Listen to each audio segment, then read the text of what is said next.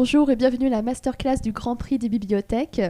Cet épisode est consacré au prix de l'espace intérieur qui a été donné à la ludomédiathèque L'Échappée d'Herblay-sur-Seine dans le Val d'Oise. Et c'est une aire de jeux géante ouverte en 2023. Mais je vous laisse voir quelques images.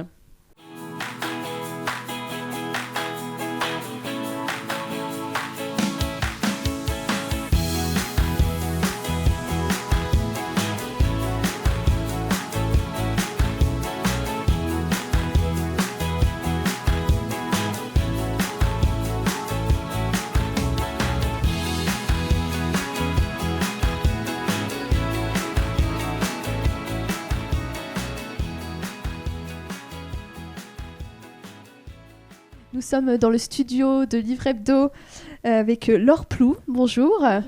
Bonjour. Vous êtes la responsable de la ludomédiathèque. Et Martial Marquet, bonjour. Bonjour. Vous êtes le gérant du cabinet éponyme architecte designer et vous êtes plus spécifiquement occupé des mobiliers atypiques. C'est bien ça. Et donc pourquoi des mobiliers atypiques ? Parce que dans votre médiathèque, l'enfant est roi. Alors, je ne sais pas si on peut dire que l'enfant était roi, mais en tout cas, il a été au cœur du projet, il est au cœur de notre fonctionnement aujourd'hui. À commencer par l'aménagement intérieur. On a ouvert en septembre 2023 et il nous a fallu 1 an d'observation, de réflexion en équipe, de voir il y a des choses qui fonctionnaient ou ce qui fonctionnait moins. Et puis cet été, on a tout rebougé. Et donc là, pour le coup, avec ces réflexions autour de l'enfant, ses cheminements, ses pratiques, ses usages, et par rapport aux autres publics, évidemment. Et donc, autour de toutes ces petites folies qu'il y a à l'intérieur de la ludomédiathèque que Martial a conçues. Merci. Alors, donc, c'est vrai que l'enfant et les jeunes publics au sens large, vraiment de la toute petite enfance jusqu'aux grands ados, tout le monde est considéré dans cet espace. Et donc, pour les accueillir, on a conçu, à la demande en fait, de la maîtrise d'ouvrage, il y avait cette question d'un mobilier atypique, mais qui n'était pas défini au moment du concours. Et donc, il a été défini au fil du projet, en échange avec les architectes du bâtiment, donc l'atelier OA, Judith Angèle, architecte aussi pour l'aménagement intérieur, et nous, Martial Marquet Studio, sur les micro-architectures, ces mobiliers atypiques. On a pu penser aux différents âges de la vie, et donc en s'inspirant de l'univers du conte et aussi de ces folies romantiques qu'on voit dans les parcs. Vu qu'on avait cet immense espace, cette grande halle, on pouvait imaginer vraiment des micro-architectures au cœur de ce grand bâtiment pour accueillir d'un côté dans la grotte les jeunes publics, les 0-3 ans, un endroit, les jeux de construction dans un château en ruine, donc il y a un grand château rose, la cabane qui peut accueillir les ados et les mangas, donc la bande dessinée, c'est aussi notre âge, ou encore même les jeux vidéo dans l'espace qu'on a appelé le Colisée, qui est une arène de jeux et de projection vidéo. Donc voilà, ces différents équipements, et encore même un heure du conte aussi, un amphithéâtre. Donc ces différents équipements structurent aussi l'espace de la ludomédiathèque et en fait un outil qui est finalement qui peut quand même être réinventé avec tous les rayonnages et aussi toute une partie mobile aussi qui s'accompagne de ça. Et donc voilà, par rapport à l'enfant et aux aménagements, quand l'enfant il rentre dans la ludomédiathèque, il est surtout acteur de l'expérience qu'il va avoir à l'intérieur. Donc il a plusieurs choses qui lui est proposées. Il a le choix de l'activité qu'il va faire. Est-ce qu'il a envie de se poser tranquillement dans la grotte avec ses parents pour lire un album ou un jeu calme ? Est-ce qu'il a envie plutôt d'aller dans les espaces de motricité aux côtés de la cabane, ou se poser justement pas loin de l'arène avec sa bande dessinée. Donc il a aussi le choix de l'enfant avec qui il veut jouer ou pas du tout. Il est dans la négociation, et puis le choix au moment de son emprunt. On emprunte un livre au même titre qu'un jouet, qu'un DVD ou une revue.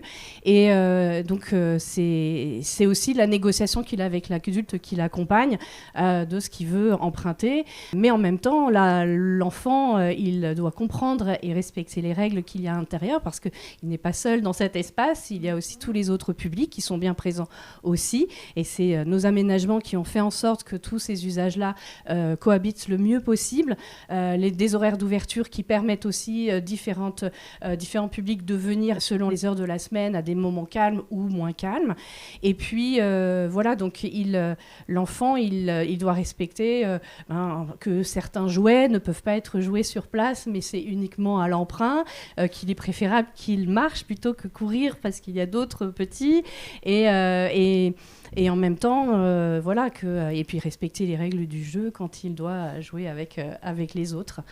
Voilà. Pour cette question du jeu qui n'est disponible qu'à l'emprunt, ce sont les jeux les plus bruyants, c'est ça ? Non. En fait, on a des espaces de jeux de société et de jouets. Avec espace motricité, du non-marcheur, du jeu symbolique, donc une cabane avec, dont on change les thématiques régulièrement. Et puis à côté de ça, on a tout notre fond de jouets et de jeux à l'emprunt uniquement, et c'est juste du pratico-pratique, c'est-à-dire que pour éviter d'avoir un éparpillement des petites pièces détachées, on fait bien attention, fait la différence entre ce qui est empruntable et ce qui est joué sur place. Idem pour... c'est moins le cas justement sur les collections papier ou les DVD, etc., où tout est empruntable. Mais voilà, disons que c'était important. Voilà, il y a quand même, la ludomédiathèque est quand même la fusion de deux équipements qui existaient déjà, une ludothèque et une médiathèque, et donc avec un fonctionnement tout nouveau qui a fusionné ces deux métiers. Oui, est-ce que les équipes ont fusionné Oui. Voilà. Vous vouliez ajouter quelque chose, Martial ? Oui, peut-être sur cet enjeu donc, de cette rencontre, voilà, je rebondis là-dessus sur la ludothèque, médiathèque. À la fois, il se trouve qu'au studio, donc, on dessine aussi des aires de jeu, donc pour les parcs et les espaces publics, et donc cette question d'espace ludique nous intéresse, et je pense qu'avec la ludomédiathèque, elle est placée légèrement ailleurs. C'est pas une aire de jeu finalement, c'est une aire de découverte, c'est une aire de culture aussi, de rencontre. Le jeu a sa place là-dedans, et donc c'est ça aussi qu'on a essayé de développer. À un titre aussi de se dire que dans la conception de ces espaces, ils sont aussi tant fonctionnels que esthétiques, et il y a cet accueil, il y a cet enjeu d'un espace pour les enfants, les plus grands, les adultes, mais aussi les adultes, et il y avait cette ambition de créer des objets qui ont une esthétique qui n'est pas que enfantine.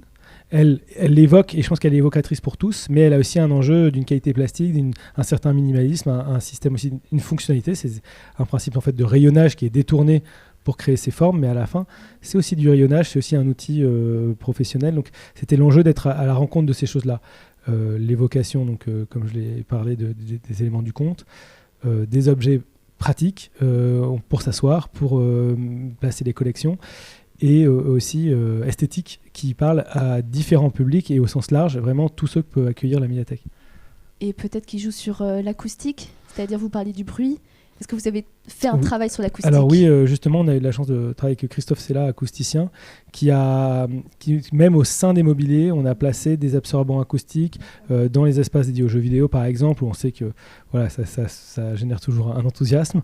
Et aussi, on a absorbé même des éléments en fait, de totem, comme cette fameuse tour de château en ruine, qui accueille pour tour des éléments d'absorbants acoustiques. Donc en fait, ces émergences, ces formes, elles ont aussi une technicité à l'intérieur, et même des complexes qui finalement, elles ont l'air de simples étagères, mais sont finalement des choses assez sophistiquées quand on y regarde en détail.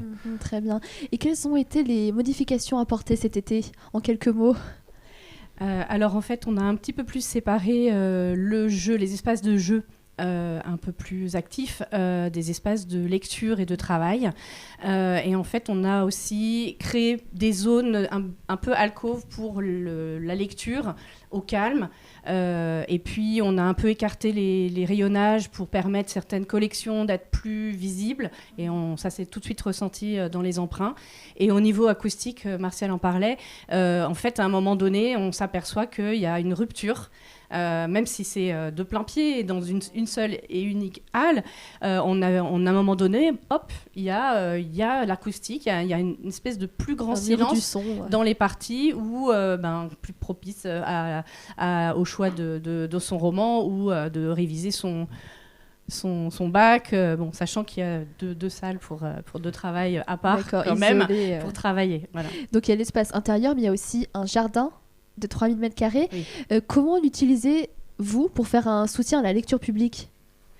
Alors, il a été super bien aménagé, je trouve. Je n'en doute pas. Voilà, donc... C'était 22 degrés les paysagistes, donc avec qui je collabore régulièrement, notamment pour la création d'aires de jeu. Donc, en fait, c'est une équipe, on a su aussi bien travailler ensemble, mais ils ont fait donc, un théâtre de verdure. Ils ont travaillé aussi sur créer une petite pièce d'eau. Il y a voilà, toute une composition qui aussi amène assez à l'apaisement, mais il y a aussi des espaces quand même aussi de jeux ludiques qui permettent aussi aux enfants, je pense, de sortir. On parlait de l'aire de jeu, c'est aussi une zone de transition qui permet d'être toujours dans l'équipement, mais de sortir et d'avoir aussi des moments d'expression et de courir, de se défouler pour avoir des temps plus calmes aussi en intérieur. Donc je pense que c'est ça aussi la qualité de cet espace extérieur selon moi. Donc il y a l'amphithéâtre de verdure justement, donc c'est en L comme ça, et donc les gens peuvent s'asseoir pour écouter de la lecture. Il y a cette magnifique galerie qui court sur tout le long de la façade sud du bâtiment, qui déjà aussi protège beaucoup des rayons du soleil et de la chaleur. Donc on a fait l'acquisition de super mobilier de jardin, donc on a des transats, on a de tables, chaises, et on a vu beaucoup de monde réviser ou télétravailler sous cette galerie. On a la chance d'avoir aussi une bibliambule qui nous arrive de déployer dans le jardin aussi.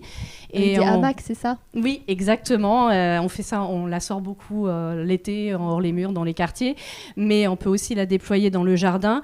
Alors, on attend juste que les arbres commencent à pousser plus parce que voilà, le jardin est neuf aussi, et donc dès qu'on aura beaucoup plus d'ombre, ce sera encore plus propice à justement se détendre avec un bon livre, justement ce jardin.